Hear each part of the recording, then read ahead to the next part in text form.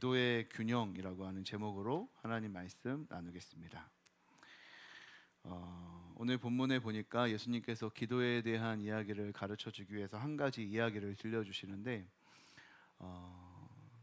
갑자기 밤중에 손님이 찾아오게 됐는데 이 손님에게 대접할 음식이 없게 되자 굉장히 당황하게 되었습니다. 왜냐하면 그 당시에는 손님에게 대접할 것이 없다라는 것은 굉장히 신뢰가 되는 행동이기 때문에 그것을 이제 그 상황은 굉장히 당황스러운 상황이라고 할 수 있습니다. 그래서 이제 급하게 손님에게 이렇게 떡을 대접하기 위해서 친구 집에 찾아가서 떡 세 덩이를 이제 구하게 됩니다. 그렇게 만약에 이제 그 밤중에 친구네 집에 찾아가게 되면 어떤 일이 일어나게 될 것이냐, 당연히 그 사정을 생각해서 친구가 구하는 떡을 줄 것이다, 이제 이런 얘기죠. 그렇게까지 찾아갔는데 지금 밤 늦었는데 나 이미 자려고 누웠는데 너 그냥 돌아가라, 이렇게 할 사람이 없다는 겁니다. 그렇게 딱한 사정을 가지고 간절하게 이렇게 청하는 상황이 오면 그 친구가 너에게 떡을 주는 것이 아니겠느냐, 이제 이렇게 말하면서 기도에 대한 이야기를 가르쳐 주려고 하는 거죠. 간절하게 찾고 구하면 너희들에게 하나님께서 구하는 것을 주실 것이다. 그래서 우리가 유명하게 아는 말씀이죠. 구하라, 그러면 너희들이 찾을 것이다. 그리고 찾아라, 그러면 찾아낼 것이다. 그리고 문을 두드리라, 그러면 열릴 것이다. 이런 간절하게 하나님 앞에 요청하기를 우리 주님께서 원하셨고 간절하게 기도해야 된다는 것을 가르쳐 주셨습니다. 여기서 발견하는 이제 기도의 원리는 그 간청함이죠. 여기서 말하는 간청함. 이것은 사실 간절하다는 것하고 좀 다른데 부끄러워하지 아니하고 이제 신뢰라는 것을 알면서도 약간 좀 담대하게 대담하게 요청하는 행위를 말하는 겁니다. 그래서 그 밤에 그렇게 찾아가서 뭔가 이렇게 친구한테 요청한다는 게 조금 신뢰가 될 것 같지만 좀 대담하게 요청하는 행위, 이제 이것이 간청함인데요. 8절에 내가 너희에게 말하노니 비록 벗됨으로 인하여서는 일어나서 주지 아니할지라도 그 간청함을 인하여 일어나 그 요구대로 주리라, 이렇게 한 것처럼 하나님 앞에 우리가 기도할 때 어떤 마음이 있어야 되냐면 이렇게까지 요구하는 게 조금 좀 무례한 거 아닌가라는 생각이 들 만큼 좀 담대하게 하나님께 원하는 것을 요구해야 된다는 거예요. 그런데 참 희한한 말이죠. 8절에 내가 너희에게 말하노니 비록 벗됨으로 인하여서는 일어나서 주지 아니할지라도, 이 말을 대해서 해석하는 게 굉장히 어려운 겁니다. 그러니까 오늘 예수님께서 기도할 때 되게 중요한 원리로서 강조하고 있는 건 뭐냐면 간청함인데, 그 간청함이 얼만큼 중요한지를 설명하기 위해서 벗됨으로는 주지 아니할지라도 그 간청함을 인해서는 줄 거다, 이렇게 말하는 거거든요. 근데 이 말을 잘못 해석하면 우리가 좀 오해할 수가 있습니다. 그러니까 기도의 응답에 있어서 굉장히 중요한 것은 간청함이다 라고 생각할 수 있거든요. 그러니까 더 중요한 거, 관계보다 더 중요한 것은 간청함이다, 이렇게 생각할 수 있는 거죠.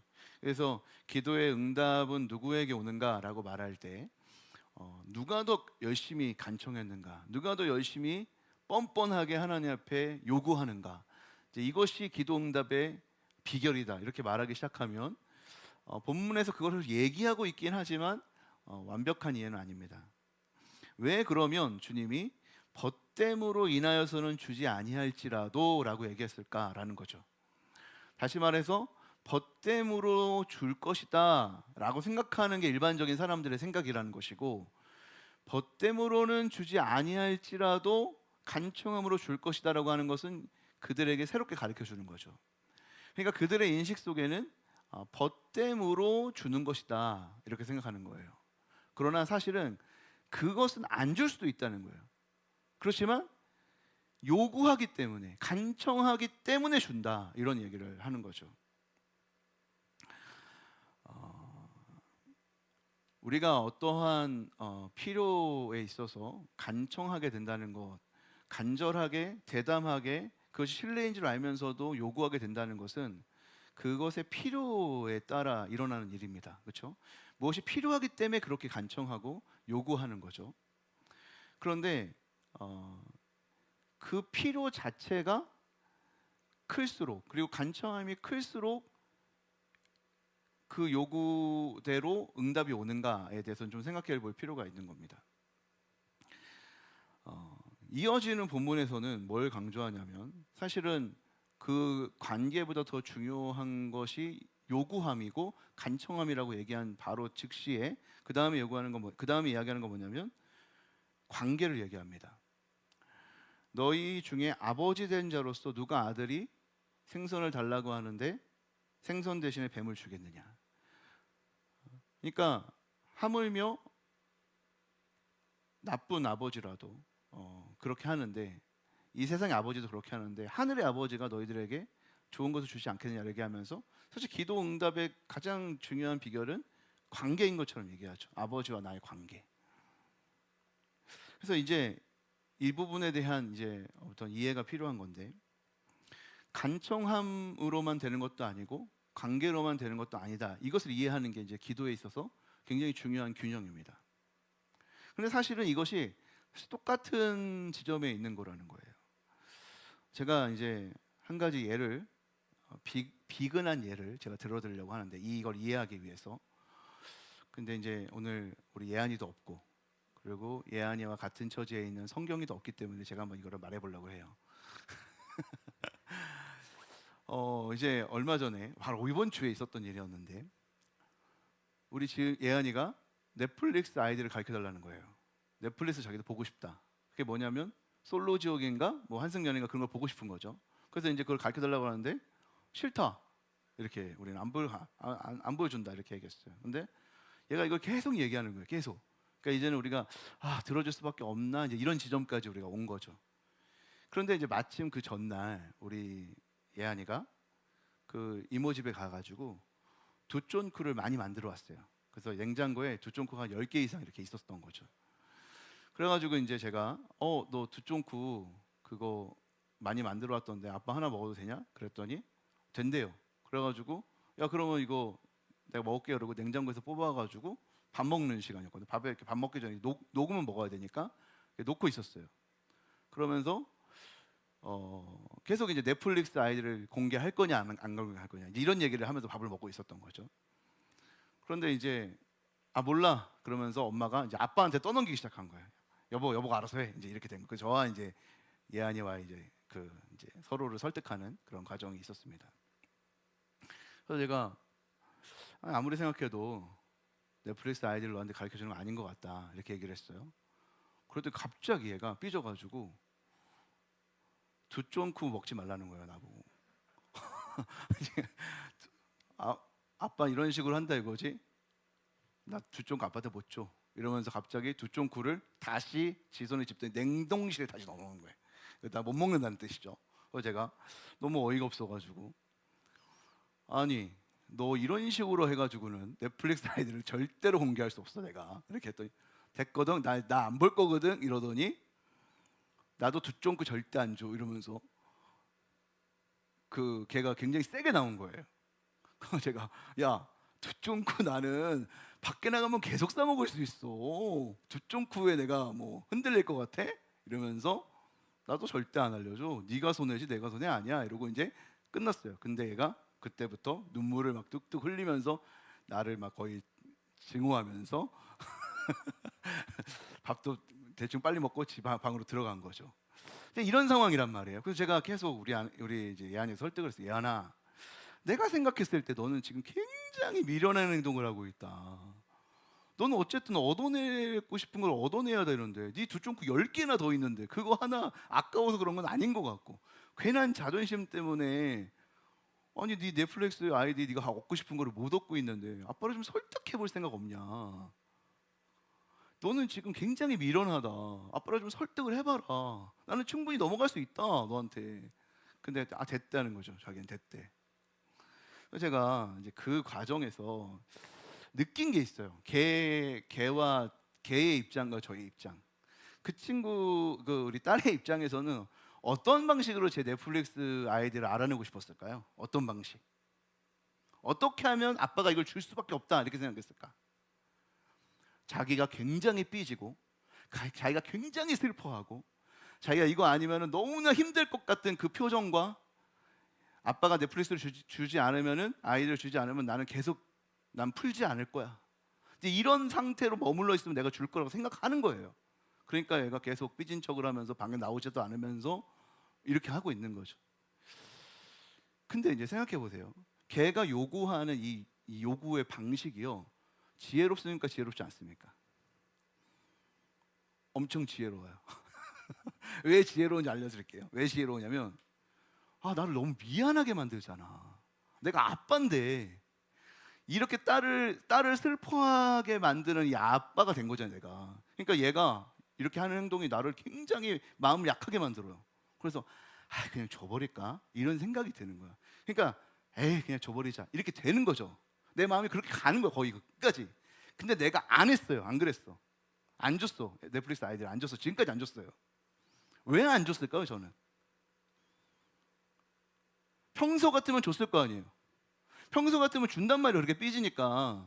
왜 안 주냐고요 제가. 맨날 그럴 수는 없잖아요.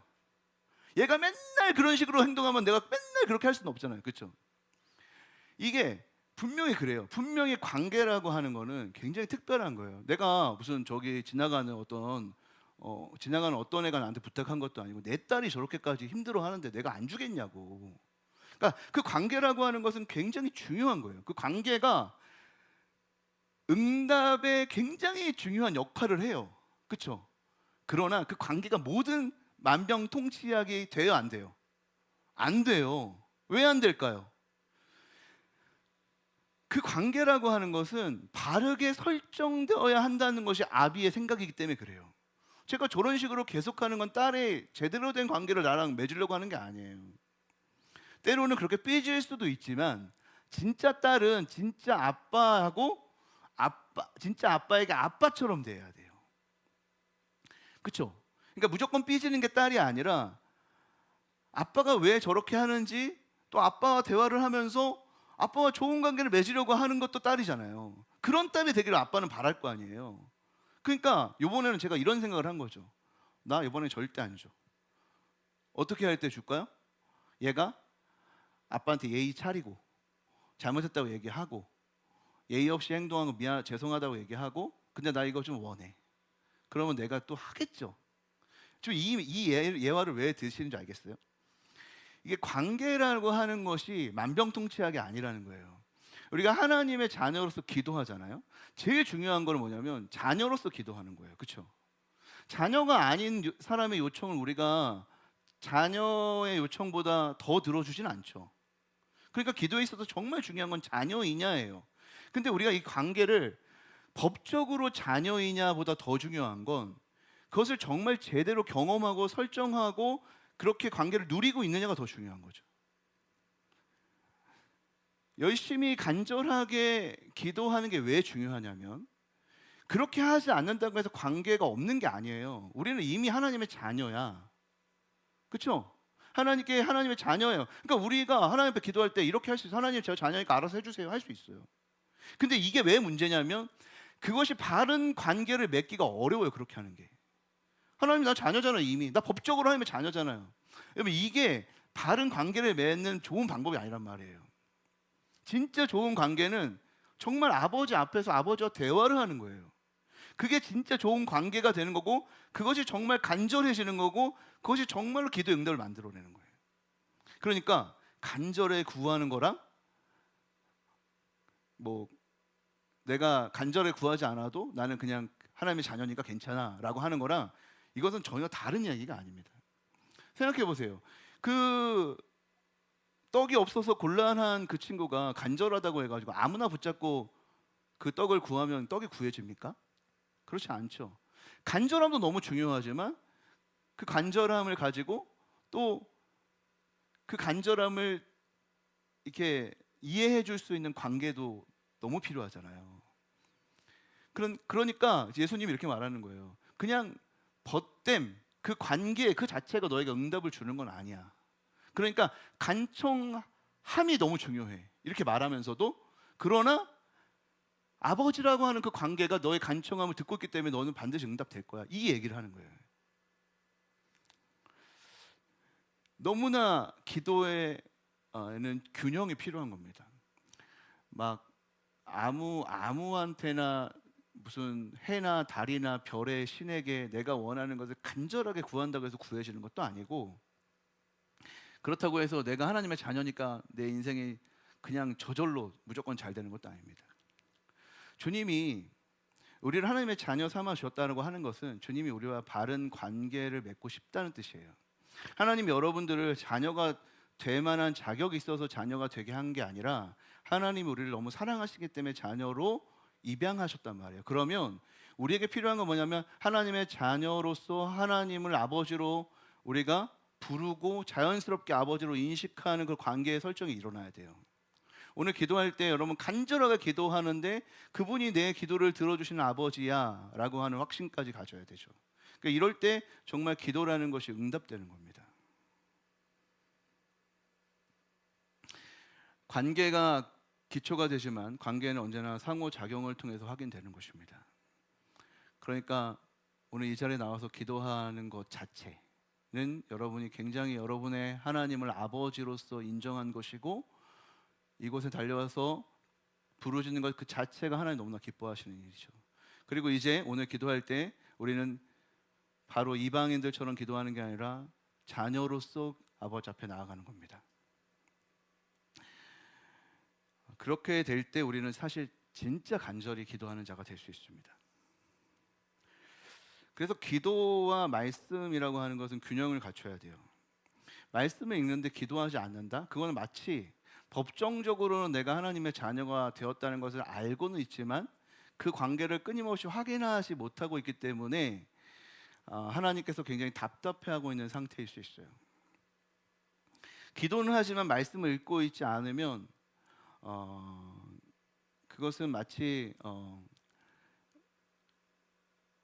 아버지가 아닌 그 어떤 종교나 다른 방식으로 기도하는 자들과 다를 바가 없는 거죠. 그러니까 아버지라고 하는 존재를 잘 알지 못하면, 말씀을 통해서 하나님을 알아가지 못하면 기도하는 것 그 자체 행위는 굉장히 변질될 수 있습니다. 그래서 기도 때문에 실망하기도 하고 기도 때문에 불안하기도 합니다. 그러니까 아버지라는 존재를 알지 못하면요. 그래서 말씀도 제대로 알아야 되고 기도도 제대로 해야 됩니다. 오늘 주님 앞에 우리가 기도하러 또 모였는데요. 우리의 기도를 들으시는 분은 우리의 아버지 하나님이십니다. 아버지께 여러분들이 담대히 나아갈 수 있고요, 간절하게 요청할 수 있습니다. 그리고 언제나 기도할 때 그분이 우리 아버지로서 이 기도를 들으신다고 하는 이 확신과 기초 위에서 기도를 할 수 있게 되기를 바랍니다. 그리하여서 기도의 응답을 받는 우리 모두 하나님의 그런 귀한 자녀 되시기를 주님의 이름으로 축복합니다.